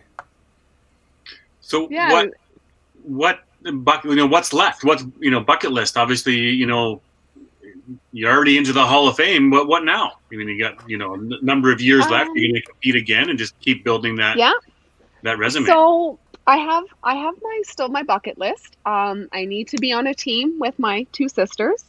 I want to win singles again. I would love to win singles and team at the same time. I'm nervous to come back to bowling. So like I haven't played competitively since having kids. And like one of my fears is like, maybe I'm not good anymore. Right. Like, like that's a legit fear of mine. But yeah, definitely playing with my sisters. I want to go and win singles again, to show that I can do it again. I should start over. I want to go to nationals again. I want to go to nationals again. And I would like to win nationals again. Like baby steps kind of thing. But yeah, so Jackie thinks I'll never play Masters, but we'll have to like sign in blood. But the three of us will all commit and we'll all play 1 year. So what happens if one of you guys is singles then? And then so we've already had this discussion. Yeah. So I don't know how your Masters works, but how ours does is in order to be singles, you have to play the 4 tournaments.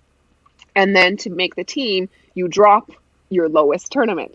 So like we've strategized of like how we would do it. It's like, okay, if someone is playing really well, you just don't bowl the last tournament, right? Or like, do you throw it? Or I've even gone so far as to ask, like, what if we all played and Jackie qualified, and won singles? Can she pick the team? They've already said, no, you can't. So it's like, we'll need someone there to, we'll have to have someone there number crunching and be like, oh, look at that gutter.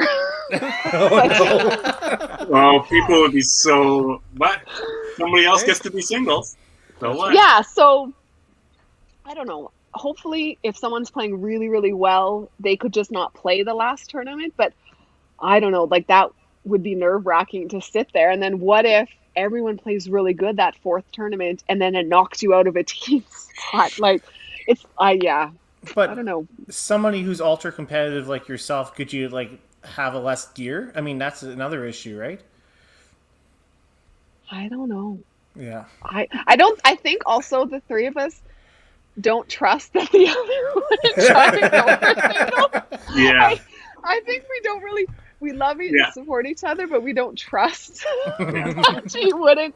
I'm so close to singles. How do I turn that down? And Yeah, so competing against each other for that single spot too. Yeah. Yep. Right. Yep. Who do you think would be the one to take the singles instead of Sandbag it to be on the team? Out of your two sisters, you would. Yeah. So you're the one to watch out for, ladies. And Jackie would. And Amber's too nice. Amber wouldn't do it. Amber would keep her word, and she would go for the team and then be mad at us because one of us didn't keep our...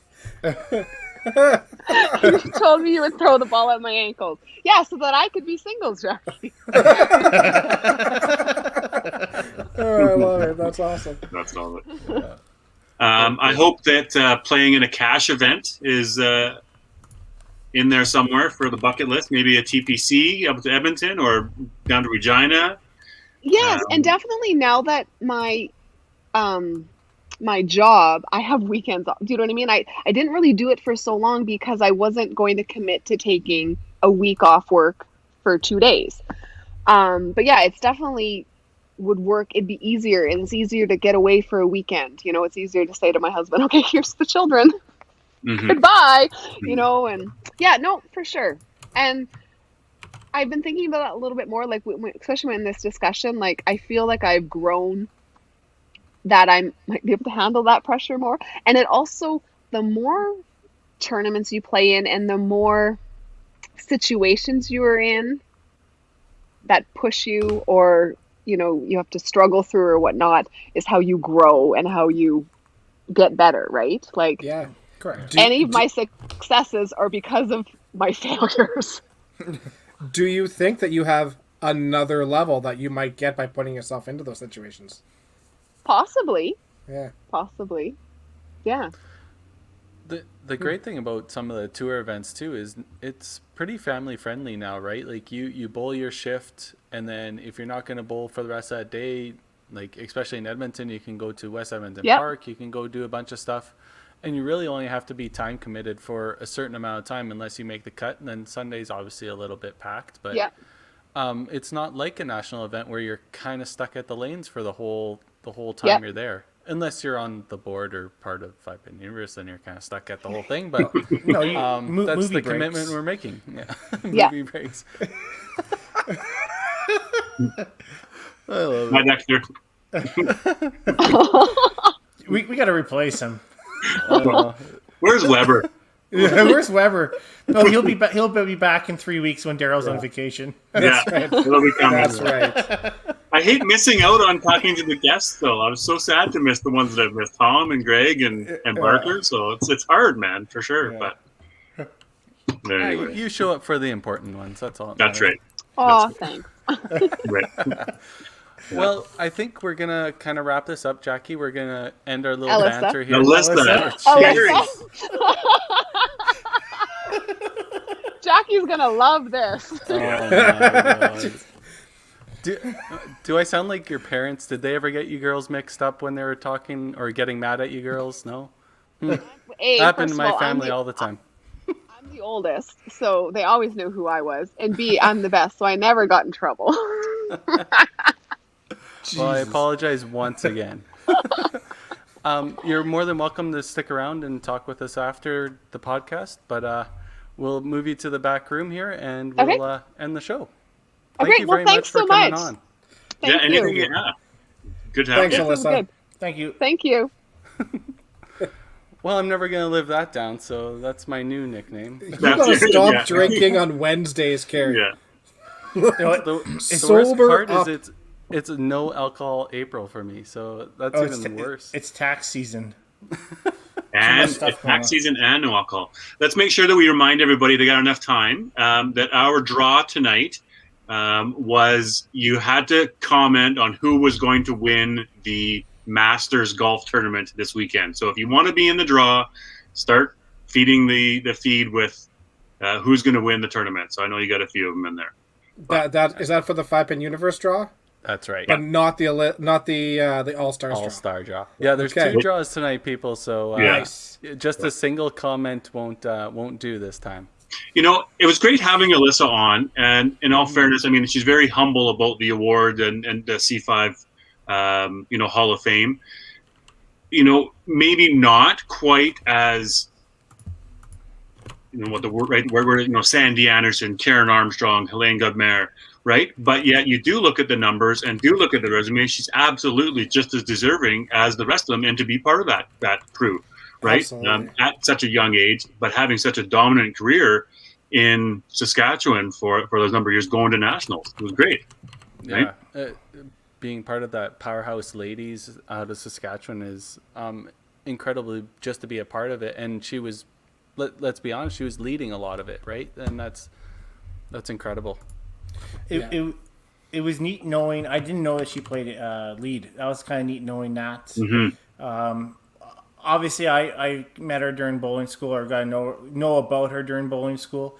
But a lot of the ladies really look up to her out in Saskatchewan. So it was great to have her on. So Kevin Chisholm. I'm laughing at Dexter's excitement over, is it either A, Kevin Chisholm's in there, or B, that he voted on Kopika? No, it's the Papa Chisholm sighting for sure. And Jeff Canham, we've got it now for the 17th time that you suggested I wear a hat today. No, man, I just had a haircut. I had a ball of fluff yesterday. We got a new army look. I grew a beard. I took a week off. This is 4 days, but right? No hat. We're going this way. Thanks. Yeah, the one thing I do want to say about Alysa is, like, as big a competitor as she is, she's always been super funny and super fun to have around, and I can only imagine that she is a fantastic teammate. Yeah, and we sort of bantered about it before, Dexter, is having a lot of fun at the national events. I'm sure her as well at provincial events, but being at nationals, being at some of those hospitality rooms, some of the, even imagine her in the champions rooms, some of those, ignition fire starters that she was bowling leadoff. I can, imagine, let's get things rowdy. And she did. So we kept it fairly PG, but we know that she had some fun, and her kids will be watching this in a few years. No, it was good. Trying to keep up with all the comments here. Good work, people. Yeah, Tim, how's our lineup looking? Lineup's looking pretty good. Next week, we have Alan Clark from PEI coming on. So Alan was a big contributor out in PEI. So the president of the PEI 5-pin. And then the following week on the 21st, we actually have Big Daddy Ron Sandus coming out from Trail BC. So just confirmed him today. So we're going to have that. And then we have a couple other guests we've talked to and going to reach out and see if they're going to be interested coming on. And then I guess, honestly, in five more podcasts, 6 more podcasts. Do we have a date for that? We better look at that date, which one the 100th will be, and I hope I'm not on vacation. What number is this? 94? This is 94. Yeah. Bring back Weber for 100. I'll go. I'll be on vacation. He did the first 70 of them. We'll have all of us on that one. I think May 19th. May 19th. May 19th. Okay. Mark that in your calendars. May 19th. It's in there. May 19th, people. Yeah. All right. Well, we should wrap this up. So all comments will be disregarded from this point forward. Last one is Cindy with Dustin Johnson. Oh, I think Kevin already guessed, so you're good, Kev. Yeah, there's been a few that have put it in a couple of times. No, he didn't guess. He commented, but he didn't guess. Okay, but we'll take his then. We're not worried about that one yet, though, right? No, let's do the all-star. We're gonna do that one after. So are we gonna give it to, like, someone who picked the Yes. Right person? Yeah. Okay. We will. So we'll just keep it, and we got your. Yeah. Perfect. Here, let me share my screen. Sorry. So if there's multiple people that pick the same people, we just do a draw, right? We'll do a randomizer. You bet. Okay. Well, Kevin, you're already in, Kev. And Mike Weir is not going to win. So thanks for your. Yeah, Mike. Okay, I mean, I'll put you in, but that's a terrible pick, Kevin. No, Kevin picked Kopeka. Miss you, Papa. All right, so there's okay. So I'm going to take the third number that pops up in the chat for the number of spins. So go, give me some numbers on. Or we can how go many, five. How many randomizers we're going to do? 5 national gold medals for Alysa. 5. We're going to go with 5. That works. All right, 5 it is. 1. Papa Chisholm on top. Jesus. 2.